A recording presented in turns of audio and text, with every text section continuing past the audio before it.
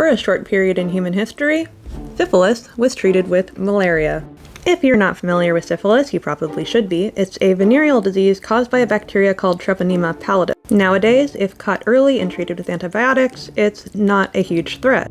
But back in Victorian times, before antibiotics existed, people would get it and it would be untreatable. Eventually, they would lose structures on their face, particularly their nose, and eventually go completely insane and perish. Devices like these were not all that unheard of to just hide the fact you have lost your face.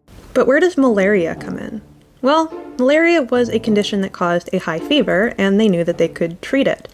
A doctor in 1917 by the name of Julius Wagner Jureg, I definitely butchered that name, he decided to try infecting patients with malaria in hopes that the bacteria, which they knew were sensitive to heat, would perish and the patient would recover. Despite being a very dangerous treatment, because high fevers can cause brain damage, it was actually effective.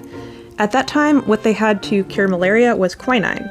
Quinine is a chemical that comes from the cinchona tree and is still drinking today in tonic water. We have better treatments now, but this was the best one they had, and it was used for thousands of years. Perhaps for the best while being somewhat ingenious, just 11 years later penicillin was invented, and suddenly we had a cure for syphilis.